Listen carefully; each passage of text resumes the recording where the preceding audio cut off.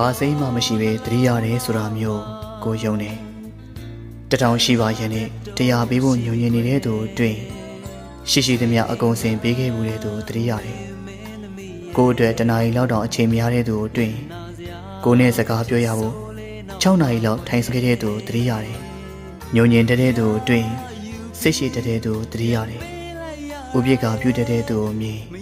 ဂယုတဆိုင်ရှိပေးခဲ့မှုတဲ့သူတတိရတယ်ခြေပြားတွေအေးနေဆောင်းချုံပေးခဲ့သူတတိရတယ်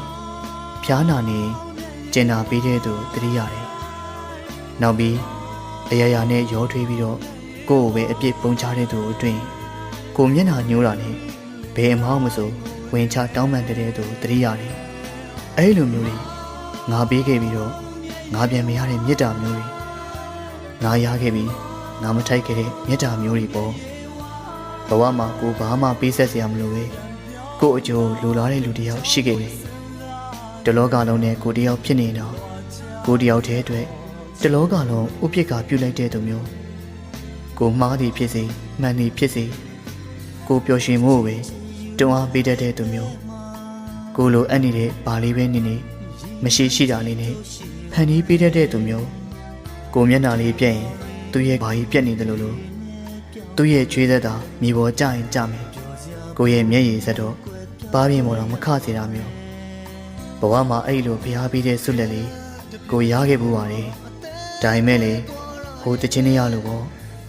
ရယူပြီးပြန်ပေးလိုက်ရတာရင်မရတဲ့လို့ယူစားပါမယ်ဆိုသလိုဖြစ်ရတဲ့ဘဝပေါ့မင်းမချစ်တော့ရင်တော့ပြောစီခြင်းတဲ့သူပါမင်းမလိုရင်တော့မင်းနာမှာရှိနေပေးခြင်းတဲ့သူပါရွေးချယ်ပါလို့မတောင်းဆိုခဲ့သလိုမရွေးချယ်ခဲ့လို့လေစိတ်မနာခဲ့ပါဘူး